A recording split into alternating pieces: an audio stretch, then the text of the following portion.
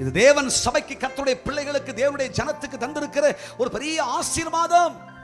உடன்படிக்கை பெட்டியை சுமந்து வருகிற ஆசாரியர்கள், கர்த்தருடைய பிள்ளைகள், கர்த்தருடைய ஜனம், பைபிள் சொல்லுகிறது அது எவ்வளவு பிரவாகித்து வருகிற யோர்தானாய் இருந்தாலும் சரி, தேவனுடைய பிள்ளையை உனக்கு எதிராய் உன் பயணத்தை தடுத்து நிறுத்துகிற யோர்தானாய் இருந்தாலும் சரி, உன் படிப்பை தடுத்து நிறுத்துகிற, வாழ்க்கையை தடுத்து நிறுத்துகிற, உன் மேன்மையை தடுத்து நிறுத்துகிற, லட்சியம் அடையக்கூடாதபடி தடுத்து நிறுத்துகிற யோர்தானாய் இருக்குமானால், கர்த்தராகிய தேவன் சொல்கிறார், உன் உள்ளம் கால் இந்த யோர்தானில் பட்டவுடனே, உடன்படிக்கை பெட்டியை சுமந்து கொள்வது உண்மையானால், வசனம் உனக்குள் இருப்பது உண்மையானால், நமக்குள் வசனம் இருப்பது உண்மையானால், வசனம்னா என்ன?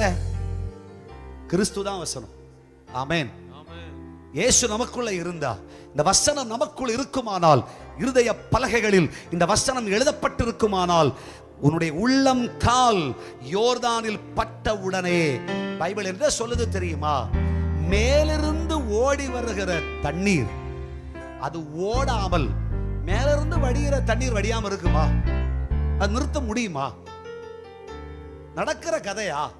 ஆனா பைபிள் சொல்லுது, இதுதான் கர்த்தர் உங்களுக்கு எனக்கு கொடுத்திருக்கிற ஆசீர்வாதம். உன் கால் பட்டால் அந்த யோர்தானின் தண்ணீர், ஓடி வருகிற குவியலான தண்ணீர், அது அங்க நின்றும்.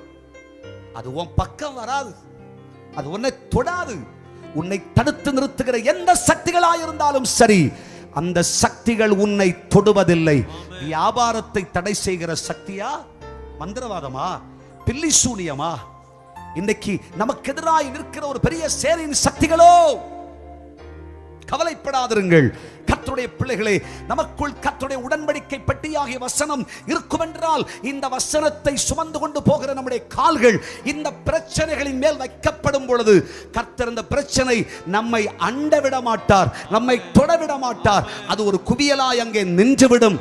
நீயோ கணிசமாய் பயணம் செய்வாய், தடைகளையும் தாண்டி.